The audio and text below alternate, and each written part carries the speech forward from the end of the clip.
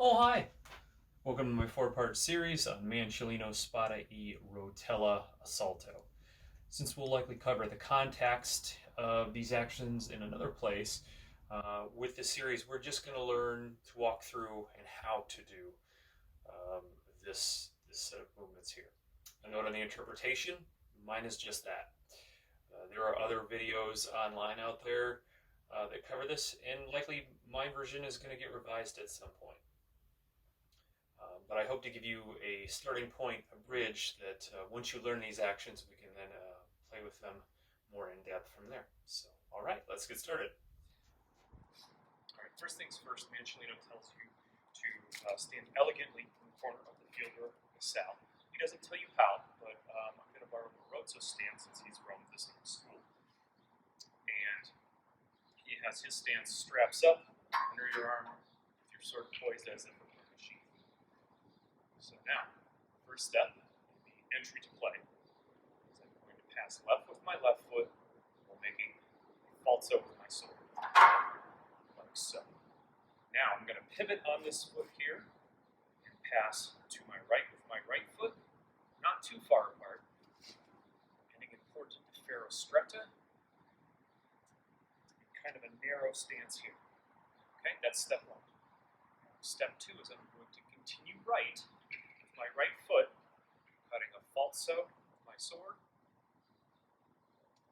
As my left foot passes out, verso, and I end a wide stance, coda lunga e alta. Step two. Step three, I'm going to make a cross line pass with my left foot while cutting falso forward, and then a mandrito down with a ribbon cut. So, step three.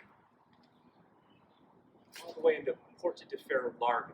Notice how my rotella is going to close my center line off a little more, lift up just so that I have this nice path for my sword to cut in. Okay? I'm going to continue cross line passing. You see the cut in pairs. I'm going to move to my right with my right foot, cutting another falso up this line, followed it with a reversal. Ending in nice wide coda lunga e alta. That concludes step four, entry to play. So now, fencing proper, the next step is to push a pass with your left foot forward.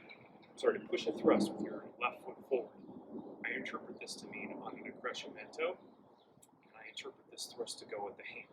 It could be anywhere, but why do I choose the hand? Well, it is the forwardmost target, and I'm just probing at this point. And I can also protect my own hand easily with my rotella from here. So step one, push this thrust, and I get out. All the way, I gather my feet together, and I go to coda lunga e distesa. Now we're on step two.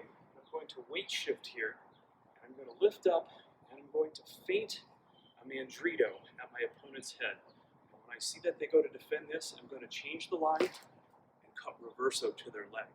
Now, Manciolino gives you two options for this play, 2A and 2B. I have just picked 2A for simplicity's sake. Step three, I need to get out now, and I need to protect my leg as I do so.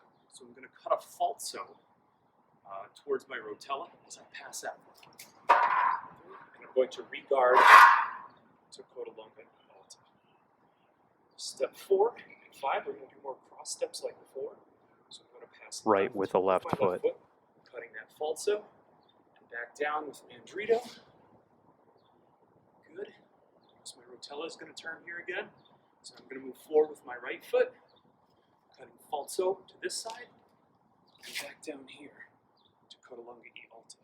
Now those cross line passes with the cuts, with these cuts here, they can be any number of things. But for now, let's just pretend they are harassing the opponent's hand to make them back off while we cut another blow to set up the next thing. This concludes part 1 of 4 of the fencing. See you next time.